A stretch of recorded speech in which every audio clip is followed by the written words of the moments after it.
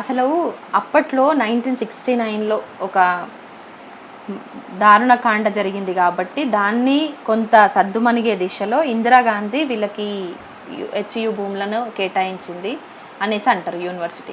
నిజమేనా సార్? అప్పట్లో ఇందిరాగాంధీ ఇచ్చినటువంటి భూములను 2300 ఎకరాలు మరి ఇప్పుడున్నటువంటి అదే కాంగ్రెస్ సర్కారు అమ్ముకోవడాన్ని ఎట్లా చూస్తారు, వేలం వేయడాన్ని ఎట్లా చూస్తారు? నిజంగా కాంగ్రెస్ గవర్నమెంట్ ఇచ్చిన మాట మీద ఉండదా? ఇలాంటి ద్వంద్వ వైఖరి ఎందుకు? ఇప్పుడు నడుస్తున్న పాలన కాంగ్రెస్ పార్టీ పాలనలే కనిపిస్తలేదు. అలా ఉన్న మంత్రులకే అనిపిస్తలేదు. ఈరోజు జరుగుతుంది కంటిన్యూయేషన్ ఆఫ్ దమనకాండ, అంతకుమించి ఏం లేదు. ఈరోజు భూములు అమ్మే హక్కు రాష్ట్ర ప్రభుత్వానికి లేదు, ఏ ప్రభుత్వానికి కూడా లేదు.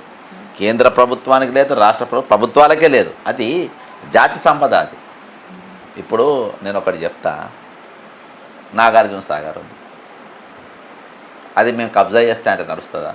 నడవది. ఎందుకంటే అక్కడికి వెళ్ళి దాన్ని మేము తీసేసి ఇండ్లు కట్టుకుంటాం, ప్లాట్లు కట్టుకుంటాం, ఫ్యాక్టరీలు కట్టుకుంటాం, నడవది. ఎందుకు కట్టదు అంటే అది జాతీయ సంపద.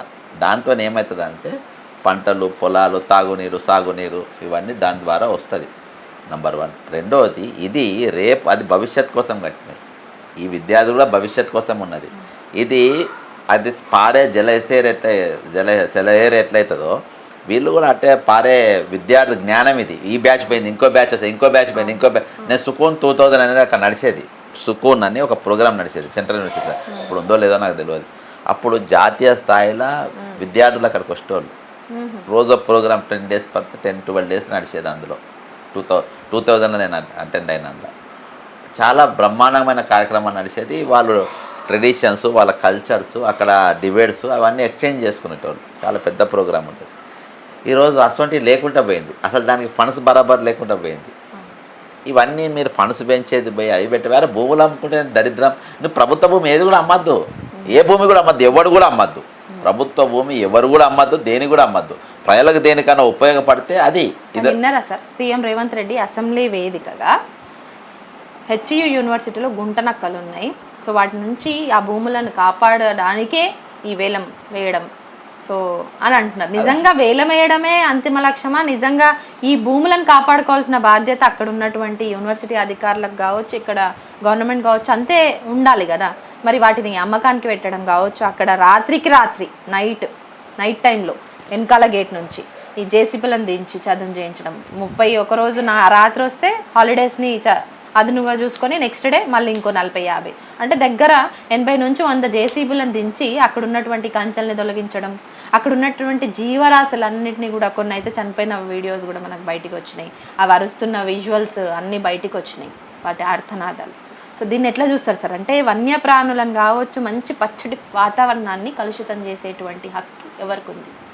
అదే చెప్తున్నా కదా. ఈరోజు అసెంబ్లీలో నాకు ఉన్నంత వరకు ముఖ్యమంత్రికి దేనిపైన కూడా అవగాహన లేదు అని ఓపెన్గా చెప్పాడు. నేను రియల్ ఎస్టేట్కి వెళ్ళి వచ్చినాను కాబట్టి ఇక్కడ రియల్ ఎస్టేట్ వ్యాపారం చేస్తాడు. నేను ఏ ప్రభుత్వ భూమి కూడా ప్రజలకు ఉపయోగపడే తట్టుకుంటే ఆ భూమిని మీరు తీసుకోవాలి, ప్రభుత్వ భూములు కూడా. కానీ నేను వ్యాపారం చేస్తా, అమ్ముతా, పైసలు తీసుకుంటా, నేను ఇచ్చిన పథకాల కోసం ఖర్చు పెడతా అని అంటే ఇది ఎక్కడి వరకు కరెక్ట్? ఇది కొనతో తన్నాలా, తనతో తన్నాలి. ఈరోజు మయన్మార్ ఎందుకైంది? Because of high rise apartments. ఇలా మయన్మార్ ఎందుకైంది? ఇలా మరొక మయన్మార్ తయారు కాబోతుంది. ఇక్కడ అమ్మేటోడు కాదు, కొనేటోడు కూడా ఈరోజు ఆలోచించుకోవాలి. నేను 30వ అంతస్తులు అంతే నేను బతుకుతానా? 20 అంతస్తులు బతకరు మీరు, ఊడిపోతుంది. ఈరోజు హై రైజ్ అపార్ట్మెంట్స్ ఈరోజు కల్చర్ మొత్తం దెబ్బతీసేసింది. ఈరోజు ఒక 5 అంతస్తుల వరకు ఓకే, 6 అంతస్తుల వరకు ఓకే, కానీ 30-40 అంత మీరు ఏరబత్తారు.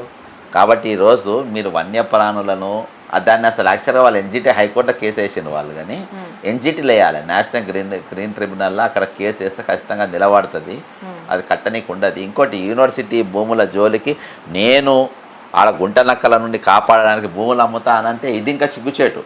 ఎవడైతే గుంటనక్క అమ్మాలని చూస్తా నక్కెవడో అని పేరు చెప్పు.